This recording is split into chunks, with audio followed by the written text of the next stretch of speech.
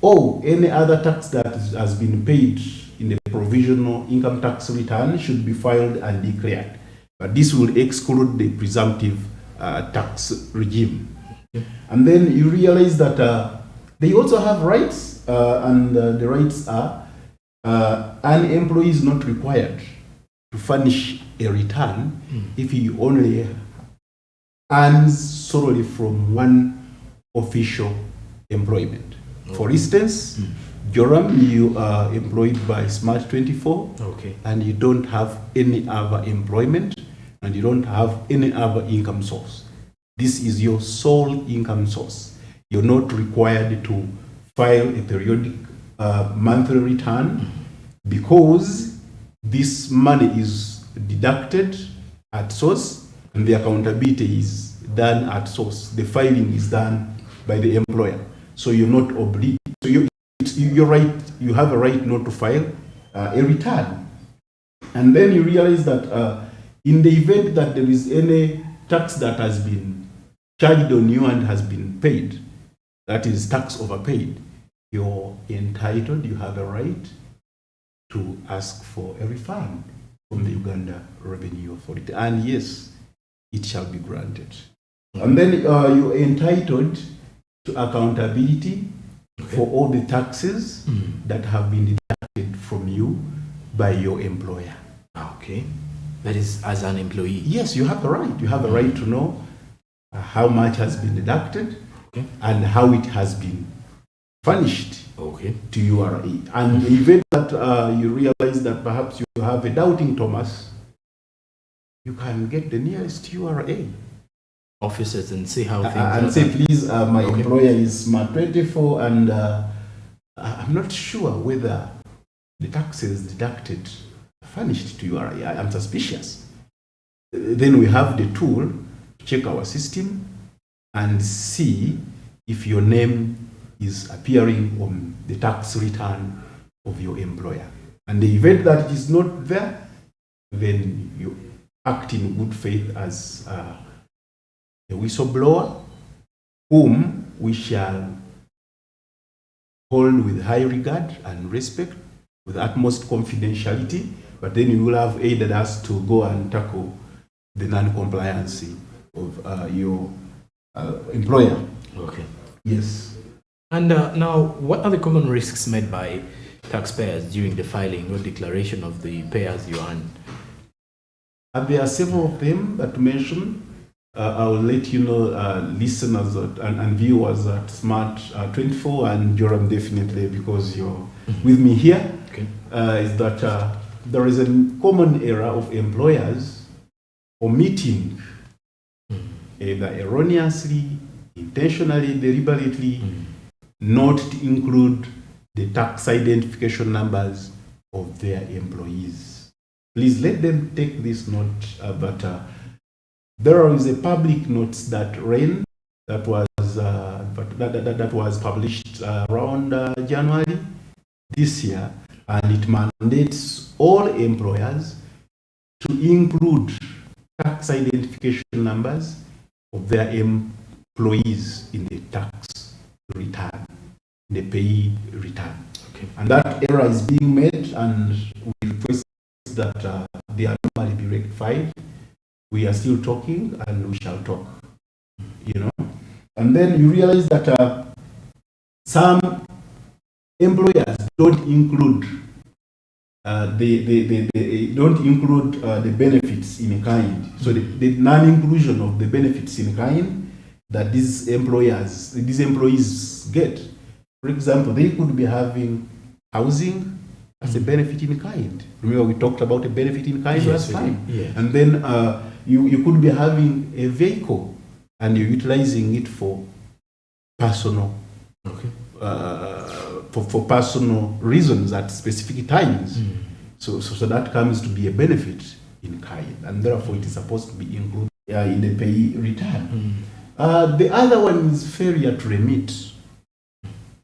You're required to file by the 15th. Yes, you file, but you fail to remit the amounts due.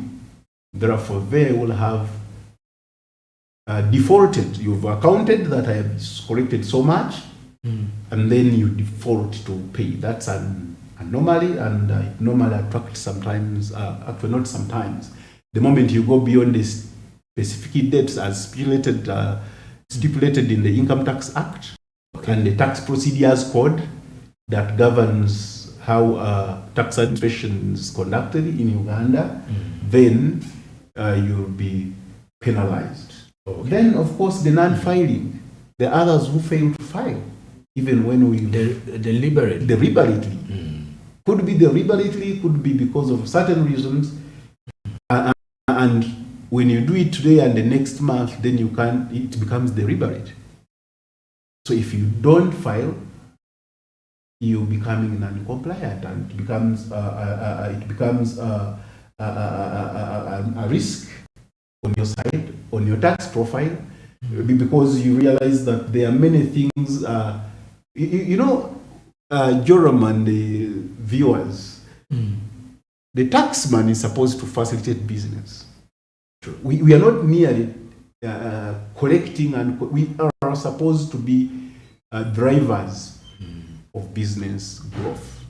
So you realize that along the way, as you're interfacing in your business transactions, you will have to want URA to recommend you, because you realize that if you're dealing with a PPDA,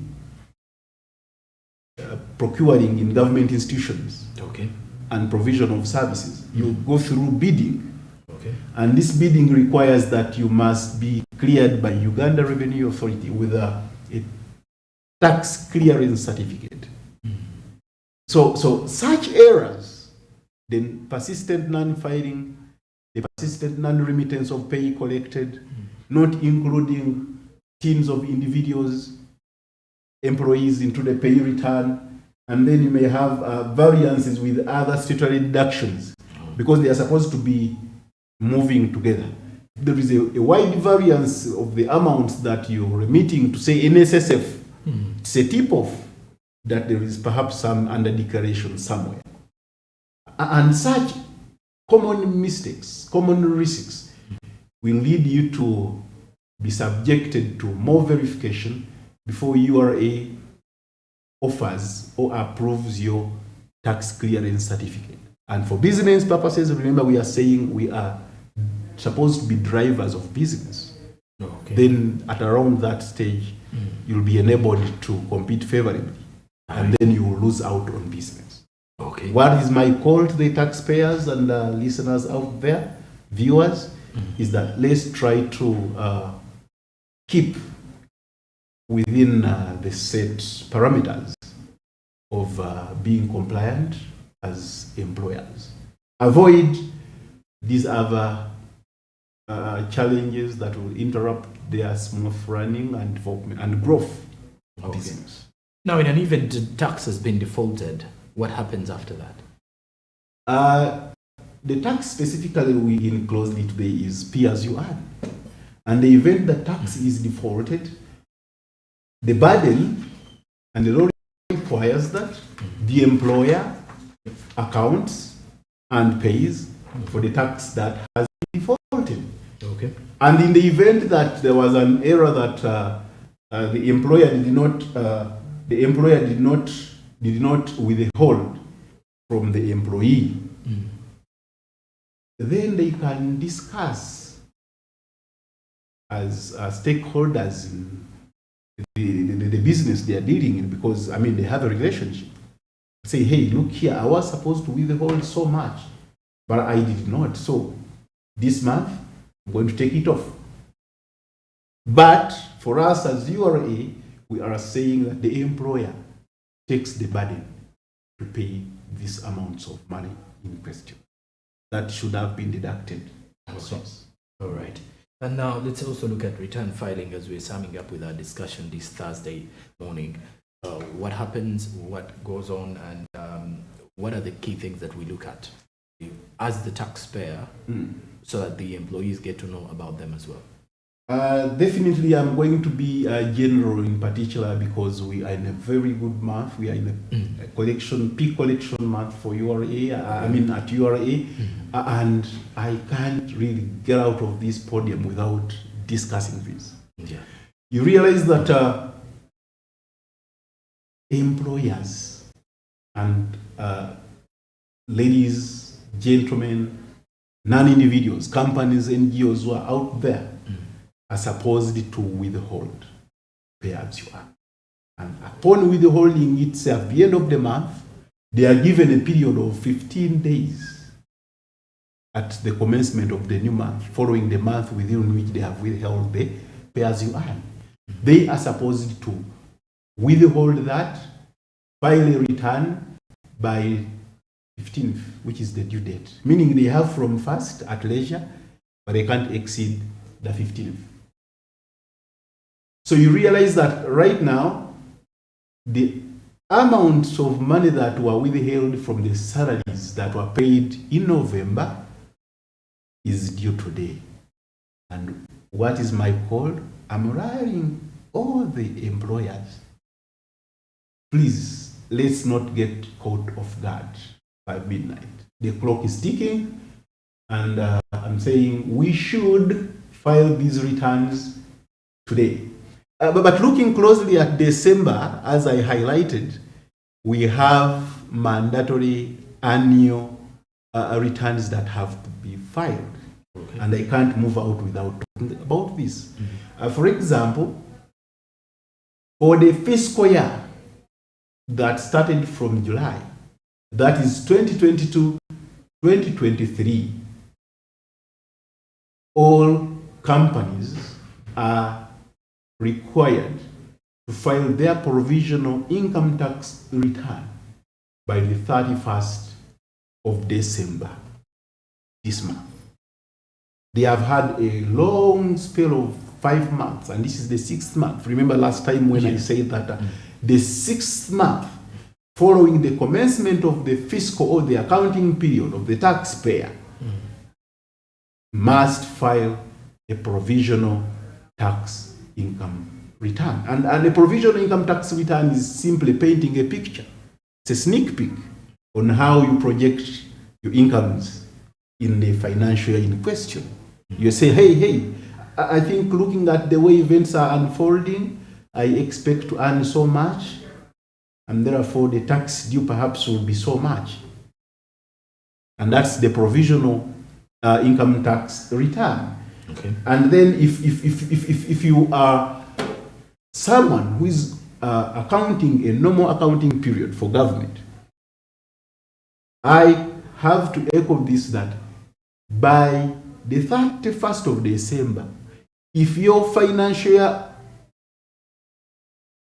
of income for URA purposes lapsed on the 30th of June for fiscal year 2021-2022, you are required to file a final income tax return by the 31st or by the last date of December this month.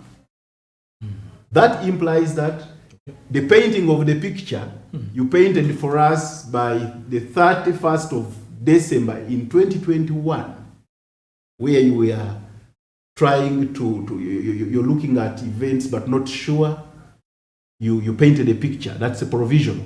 Now you're coming and telling us, hey, the year ended 30th June. And between 1st July to 30th December, I have reviewed all my records, all my earnings. I have actually come out with audited books of accounts and declare the final income tax due. Final income tax due is either in a positive or in the negative. Positive in such a way that there is tax to pay because you earn the profits, and the event that you are in losses, still you file and declare the losses, and there is no tax that will be required to be paid. Oh, okay. And I can't go down without saying that we have other tax heads that require monthly filing, like value added tax.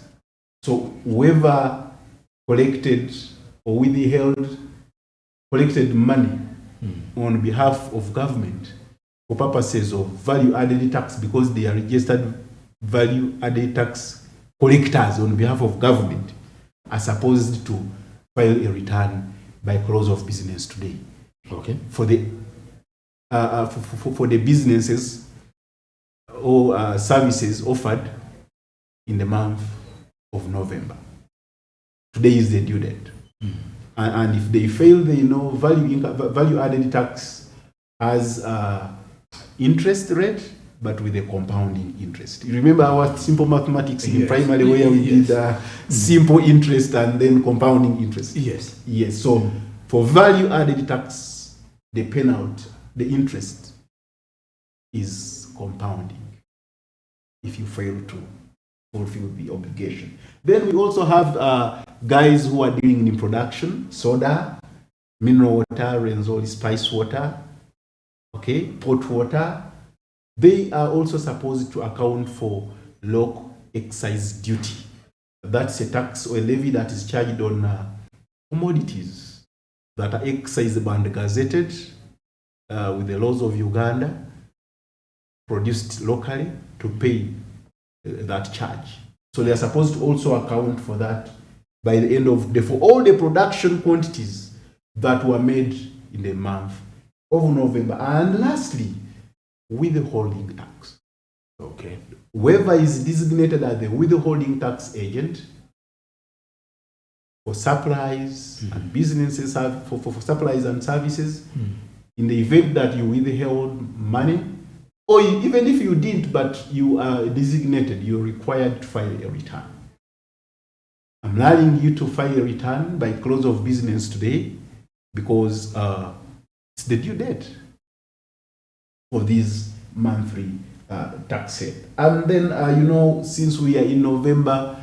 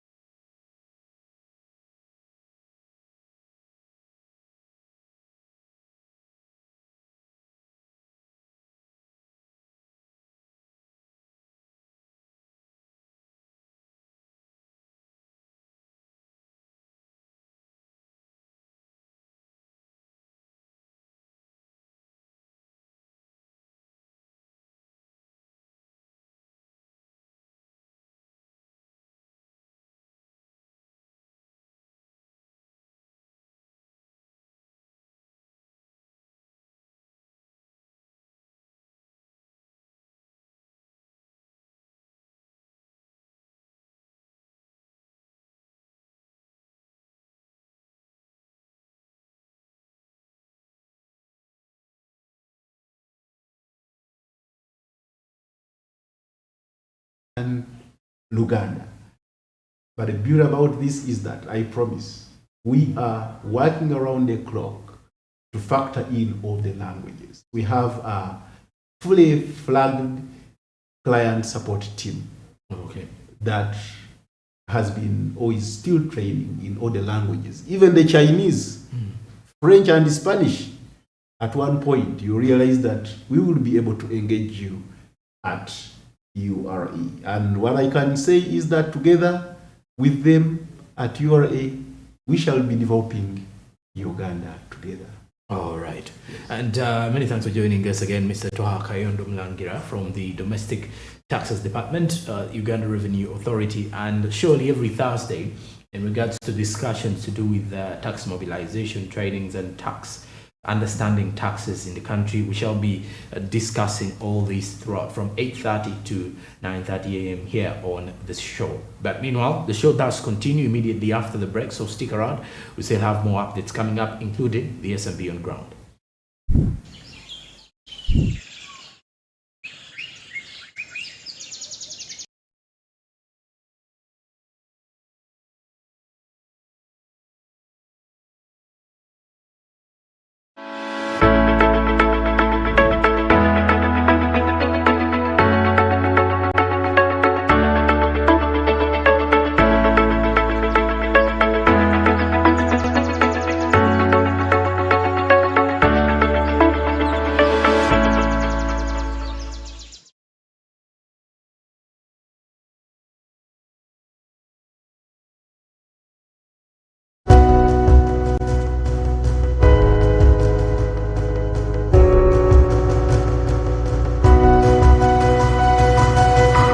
Smart 24, driving business.